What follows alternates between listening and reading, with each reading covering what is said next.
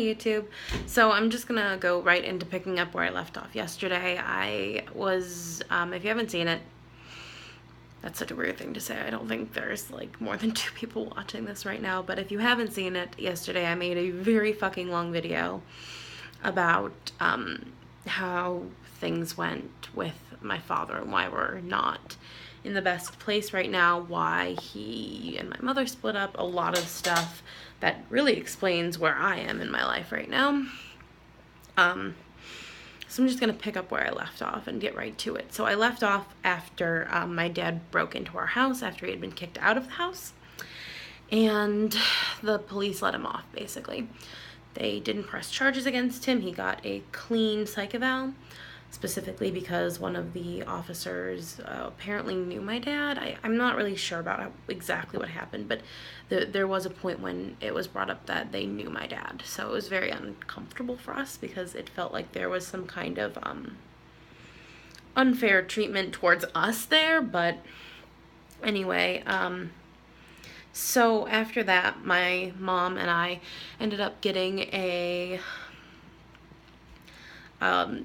state person, like I can't remember what she was. I know she worked either, I can't remember if it was for the state or for it might have been for a woman's home, as a legal representative who worked for free to help out with stuff like this, cases of domestic abuse and different things like that. And I mean, I use the words domestic abuse, and I'll say as much as my dad, he did get physical with my mom a couple of times over the years. Like, it happened. I can remember one time when I was pretty young and my brother was very young, that they were in a fight about something, having an argument, and my mom knocked over a soda onto my dad, and my dad lost his fucking mind and held her to a wall. And I saw some of that happen. And my mom told me to go get my brother and pack the car, and we went to stay at my grandma's for the night. And looking back on it, like, I knew it was bad, but like, I there's something about being in a moment like that, or in any of the moments that, like, I look back on now and I see how bad they were over the years, and it's just like, you don't think about how bad it actually is. It's just something that's happening. And then you look back and it's a lot worse, and you're like, why didn't we draw the line there? What were we thinking? Obviously, this was a bigger problem than we treated it as, because we would go and we would stay at my grandma's for a night or even 2 nights, and then we would go back. Like, we didn't, like, that was the whole thing. We went back and it was fine, even though it wasn't fine. Also, you can totally see my computer in the background. I wish I kind of want to angle it a different way, but fuck it. Anyway, but yeah, after that it was really stressful, and we got the attorney who helped us, I guess it was an attorney, and she helped us file a restraining order, which is interesting fact. Lots of TV shows and such will call that shit a restraining order. It's not always called a restraining order. I guess I've heard that it depends on what state you're in, but where I am, it's actually called an order of protection. Specifically, it's not called a restraining order. That is not the legal terminology, which is fascinating to me, because everywhere you see it on, like, media and stuff, it's always called a restraining order. But it actually, a lot of cases, it would have been an order of protection. And we got that, and we got it instated pretty quickly, because the judge, unlike the police officers who did not press charges against my father, the judge was like, yeah, this is bullshit. You made them feel unsafe. What you did was absolutely not okay. And yeah, now you're not allowed to legally come, to the house anymore. You're not allowed within your wife's, like, I think it's like 100 feet of your wife's workplace or something like that. And a bunch of other stuff. And at the time, I wasn't technically covered by this.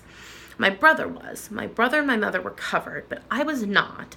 And the thing is, so the way that worked is, because I was a legal adult at the time, I would have been 20, 22. I would have been 22 at the time. It doesn't feel like that long ago, but I guess it kind of was. It was more than 3 years. Yeah, that maths. But yeah, I couldn't be on the same order as her. I would have had to file separately. And it wouldn't have been practical to do that, according to the attorney. Because the thing is, at the time, I was not working. I did not have a job. And so mostly I was at home all the time. And since the home was covered, even though I was not, I was still safe as long as I was at home. Or at her work, conversely. But basically conversely, I don't think that's the word. Don't listen to me. If I use wrong words half the time, like my brain is so scatterbrained and moving so fast that like shit like that just comes out. And then I'm like, God, is that even the right word? And normally if I was typing this instead of making a video, I'd fucking Google it because I am so insecure and worried about using the wrong words ever that I'm afraid to say anything half the time. But we're just going to move right on with the story because the last video was so long and I just was like, man, I shouldn't have made it so long. I should have been more concise, but I'm not very concise. That's not me. But anyway, so what happened with that was I ended up, being safe at home. And my dad got visitation with my brother. Now, I mentioned in the last video that I think I mentioned in the last video, my dad ended up living with my mother's parents for a short period of time and my mother's nephew. Well, technically it was my dad's nephew too, but because of the divorce and like everything, it was weird. It's her biological nephew and it was his nephew by marriage, but he lived with him for a while and with my grandparents for a while and different times, and it was never a good thing for anybody. But then he eventually did get a place of his own, which was really near my grandparents' house. And my grandparents, my mother's parents, basically volunteered to supervise all of my dad's legal visits with my younger brother, who was still underage at the time. And I voluntarily went along to all of them for moral support to my brother because my brother didn't fucking want to see my father. My brother was fucking traumatized. And I still don't know if my dad understands that because the truth is, since my dad left the state, and we'll get to that in a minute, since my dad left the state, my brother has not gone to see him. Not once. And he doesn't talk to him very often. And when he came back a couple of times, my brother was really resistant to seeing him. And even when my great-grandmother died, my father's grandmother, who I was very close to, my brother didn't want to go to the funeral because he didn't want to see my father and he didn't want to deal with that. And also just dealing with a death like that is very stressful and my brother wasn't up to it. But yeah, my brother was really resistant to the whole thing, but legally my dad had a right to see him. And so my grandparents supervised the visits. We usually would either go to their house and hang out, or sometimes we would go out to eat. And it was just really stressful. And at the same time, my mother was having all of these lung problems, and we didn't know what was going on with her. And she ended up in the hospital to have a lung biopsy because there was a growth, and they didn't know like what it was. They didn't know what the problem was. It turned out to be a blood disorder, which was really weird. And I cannot remember the fucking name of it, but it has, it's really rare. And there is no actual treatment for it. The treatment is to stop fucking smoking. So putting that out there. The only treatment is to stop smoking, and hopefully that'll make the symptoms go away. And so she had to stop smoking, but she was hospitalized for a good period of time, and we had to hospitalize her and then tell them that my father was stalking her basically and wouldn't leave her alone. And so they had to put her in officially under a false name so that if he came looking for her, he wouldn't be able to find her. But the fucked up thing about that was my mom's father was relaying a bunch of information to him because my grandpa was a former police officer. He was a state police officer for a very, very long time, and he thinks he has to control everything. He thinks it's his fucking job to take care of everything. And he's an old fucking man right now, and it's not his fucking job to do that shit anymore. And I'm saying a lot of curse words because it pisses me off to no end. Like, it really does. It's just like, he won't let it not be handled. And he felt like if he watched my dad closely, if he was always around my dad, if he kept my dad busy, then my dad couldn't do anything. And in his mind, it was his duty to do that, even though, truth be told, all my mom wanted him to do was tell my dad to get the fuck out of town, basically. But anyway, what happened was we dealt with that for a couple of months, and there was a lot of fighting, and my dad ignoring the order of protection totally, because in his mind he said it was bogus. He said he wasn't arrested at the time, and so the fact that the judge ruled this way was bogus, and he wasn't going to listen to it. He didn't care what the legal ramifications were. He didn't agree with it, so it wasn't real, which to any rational person sounds fucking crazy. Like, legally he was not allowed to do these things, and he was basically saying, not my law. Like a fucking crazy person. Like, really like a crazy person. And I talked about it yesterday. I'm bipolar. My dad's got mental illnesses. My brother has issues as well. And I don't say the word crazy lightly, but I can only describe my dad's behavior as crazy. Crazy in, like, the definition of acting without any reasoning or logic, and just being, like, just unaware of how absolutely ridiculous everything he was doing was, and how dangerous it all was. Like, I don't have another word that really emphasizes that the way crazy does. Crazy just has a to it. It, like, has that word punch. Like, I say crazy and you're like, oh, fucking crazy, right? Right. Anyway, I'm messing with my hair, I'm sorry. It was frustrating for months and months, and then finally, at the beginning of March, we had what was supposed to be just a normal visit with him. And he was there, and we were at my grandma's house. And my grandma was at the time babysitting my young cousin a lot, because he was 5 at the time and he wasn't in school. And so my grandma took care of him at her house. And so he was there, and my grandma was there, and my grandpa was there, and it was me and my brother and my dad then as well. And we had ordered Chinese food from a Chinese place nearby that did not fucking deliver. Great Chinese does not deliver. My grandpa and my brother had to go get it. And my grandpa and my brother left, and my grandma and I were sitting there at the kitchen table, which was like here, and my dad was sitting on a chair over here in the living room, and it's all one big room, so you can just sit and all have like a conversation or watch the TV that's in there. And he was sitting there, and he had fallen asleep, which was not uncommon for him, because at this point he was working at a gas station, and I believe he was working at the gas station still, and he had, been working very odd hours.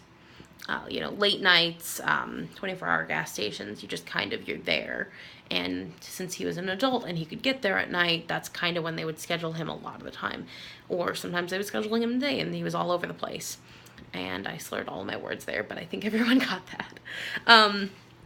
But anyway, he had fallen asleep, which was not uncommon. My dad fell asleep pretty quickly, and he would sleep, he would do naps and then get up and have conversations with us and different things like that. And my grandma and I were sitting talking, and he was asleep in the chair, and my cousin was playing in another room.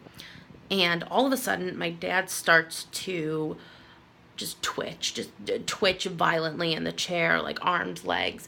And at first, we didn't react strongly to it, because my dad had a whole bunch of like problems when it came to sleep. Like, he had very active dreaming, he had sleepwalking issues, he would carry out full conversations in his sleep, he had all sorts of issues, he had sleep apnea. And so at first we were just like, is he okay? Is he having like a really active dream? What's going on with him? And then all of a sudden, he literally stood up, eyes totally closed, snoring, still asleep. He stood right up out of the chair, and he turned, he pivoted on one of his feet, and then he fell face first back into the chair, and that's when we freaked out. And I get up, and I run over, and I literally use all of my strength to pull my dad out of the chair. My dad is a heavy, big, tall guy. He's like 6-something. I think I'm bad at remembering his height, because I just don't have a good frame of reference for it anymore.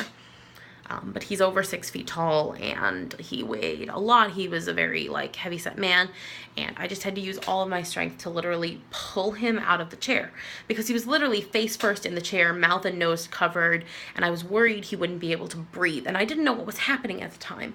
We had no idea what had happened, and I pulled him onto the floor and turned him over, and I was trying to wake him up, and I was just freaking out because here's my dad, and he's like barely like breathing anymore, and he's just not responsive, and we don't know what's happened. And my grandma is freaking out, and all of a sudden my cousin comes into the room, and he's 5 years old, like barely 5, like 4 and 4 months old, basically.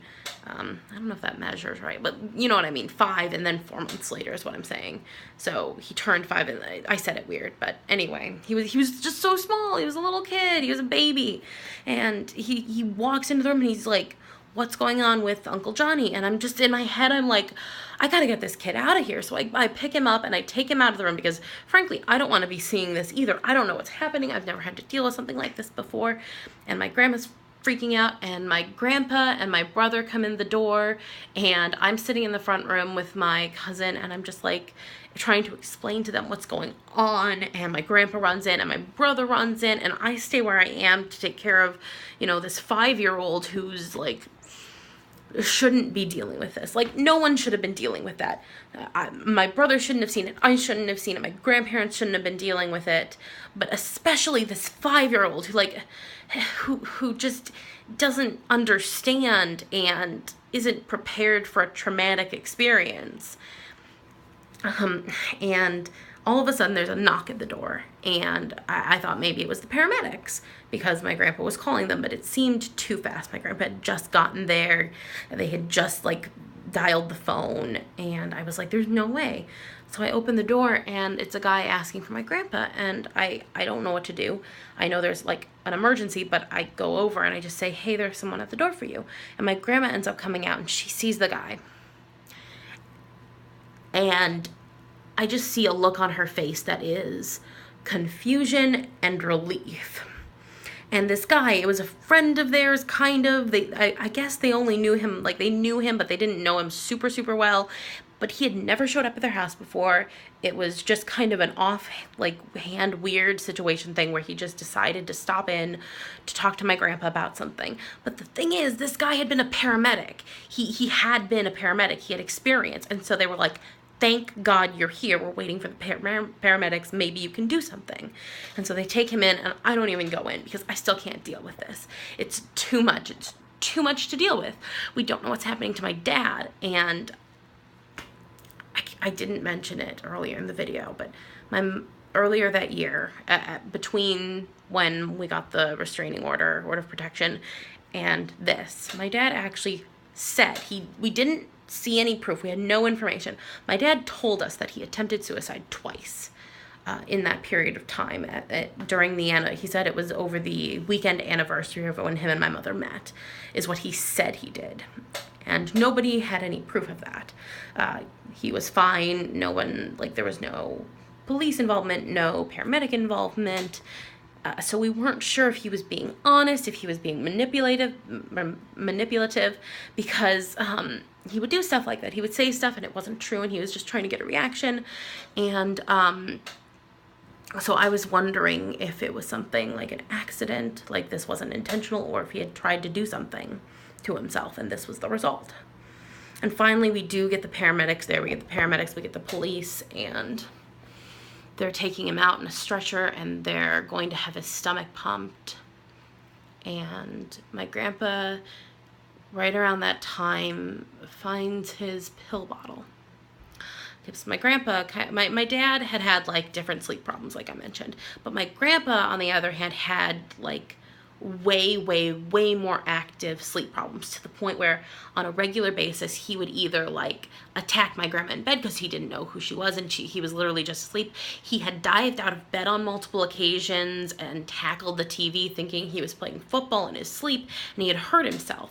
So these pills were designed to literally put him in that paralysis sleep that you're supposed to be in, so your body doesn't do those things when you're asleep. which is why most of the time, even if you're having a very active dream, you won't literally dive out of bed because your body is paralyzed. But my grandpa's body wasn't doing that anymore, basically. And my dad had taken all of his pills. And so they ended up pumping his stomach when the paramedics, I believe, managed to pump his stomach, and they took him into a hospital, and he was put on a psych hold, and my dad wouldn't talk to anyone but my grandpa, and we were all just distraught. It was the worst. It was the worst thing. And I was so worried about my dad, but then I was so furious because how the fuck dare he put me and my brother and my cousin, my 5-year-old cousin, through that. And it was just too much. And he wouldn't talk to us. I wanted to talk to him. I wanted to ask him why. I wanted to get answers. I wanted to tell him that I cared about him. And that's one of the reasons I was so fucking pissed off, was because I cared. And he wouldn't talk to me. He wouldn't talk to my brother. He wouldn't talk to my mother. He wouldn't talk to my grandmother. He would only talk to my grandpa. And finally, what happened is, shortly after he was taken into the hospital that day, we informed his family. We informed my other grandparents, his brother and sister, and his brother-in-law and my grandmother ended up coming up basically immediately to get him. And they had us pack up some of his things. And right before he left, we had one meal with him at Portillo's, of all places. Like, I don't really know why that was the place we ended up, but that's where we were. And we had dinner with him and said goodbye. And it was really weird and artificial and confusing. And my grandmother was just, his mother was just distressed, obviously. And I actually saw how much she was distressed by the whole situation. And my dad's not stepbrother, that's not right, brother-in-law, my dad's brother-in-law was a dick about stuff. Like, he was just aggressively, like, unnecessarily mean to everyone, and somewhat that's his personality. He's just a very, he doesn't have a lot of tact. He doesn't waste words on tact. He says what he thinks. And there's a level of respect I have for something like that. But coming to get your brother-in-law after he just tried to kill himself and his kids are distraught and, like, upset and everyone's, running on high emotion. It's not the time for that, just saying. Not the right time. And I understand. He was actually trying to defend my dad, defend some things that happened, but it wasn't good for anybody, and it just made everything more tense, and it, like, pulled everyone further apart. It felt like it was just more of a driving wedge. And then my dad left, and I hardly talked to him for like a year almost. I hardly talked to him at all, because after he was gone, as much as, like, I loved my dad, and I always say how much I love him, I care about him immensely, but he fucked so much up in that short period of time. It was like less than 6 months of time. And he just, like, emotionally frayed every relationship around him, to the point that I just, like, once he was gone, I was relieved, because I didn't have to worry anymore. And I felt like a shitty daughter. I felt like a really shitty daughter. And I guess I wasn't 22 at the time, actually. Now that I'm thinking about it, I literally must have been 21. Because for my 21st birthday, my dad was around. But I believe by my 22nd, that's when he was, like, gone. I think that's what it was. Because I remember it was my 21st year, I think, and I drank a ton. I say that, but I literally can still, after being legally able to drink for 4 years, I can count the number of times I've actually gotten drunk on 2 hands. Like, really, I don't drink that much. But most of those times were within that year, and it might have been 22. It's really hard for me to remember exactly when it was, because I think it was I just remember that shortly after that, my great uncle died. And I tried to reconcile with my dad because I saw what my cousins were going through with the death of their dad. And when my uncle died, I called him and I apologized for all the strain on our relationship, and I wanted to make an effort to like to stay in touch with him, but he wouldn't listen to anything I was saying. It was like talking to a brick wall. I was telling him that my great uncle had just died, a man that he knew well, who lived, in the same town as us, who saw us on a regular basis, who we were ultimately pretty close to. I was telling him that he had died. He had actually passed away, very suddenly, actually. I mean, we knew for a couple of months at that point that he had cancer, like late stage cancer, and there was nothing we could do. And my dad knew that. But when I called to tell him he died, he wouldn't listen to me. I told him he died. Dad, he died today. And my dad was like, yeah, I know, he's real sick right now and it really sucks. And I was like, no, Dad, you're not listening. He died. And it made me want to reconnect with you. And he was like, yeah, I want to reconnect with you too. And I know it must be stressful for them with him being unwell and everything. And he's probably going to die soon. And I'm like, you're not listening. And it just reaffirmed this whole issues I had with him, that he didn't listen, that he wasn't paying attention, and it actually pushed us further apart for longer. Because when you're trying to reconnect with someone like that, and you're emotional like that, and they're not fucking listening, it just makes you feel like, what's the fucking point? And ultimately, eventually, I did, on some level, reconcile with my father. About this time last year, I started planning an actual trip out to see him, to see where he lives, to see how he was doing. And it was nice. I was there for 3 days, and it was kind of just sad to see. Like, he has his place with all of the furniture and stuff that he took from the house, but he really doesn't have a lot of furniture.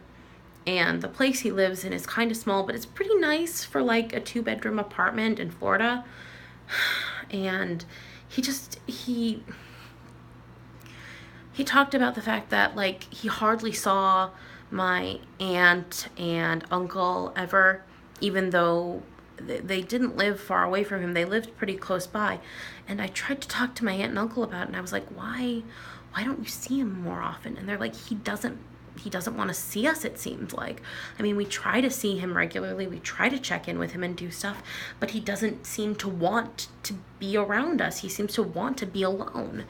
And it just made me so sad.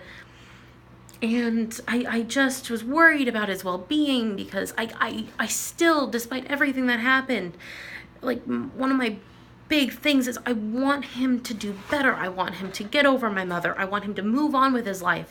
I believe that he could still build a healthy life. I mean, he's not 50 yet. He could live a long time if he takes care of himself, but I worry that he can't do it. And after that first visit, I mean, I had met his therapist and talked to her about some of the stuff, and we were trying to make progress. And then about 6 months later, I went back. And he wasn't seeing his therapist anymore, because his therapist basically said, until you actually see someone to get a prescription to deal with your medication, because he hadn't been on medication for 2 years at that point. And nobody knew that. His mother didn't know until very recently that he had stopped taking his medication and stopped seeing doctors about stuff. Nobody knew. We didn't know up here in Illinois. We had no idea that he was off his meds. And finally, while I was there, he actually saw someone and got re-prescribed medication. And I really haven't seen the outcome of that yet.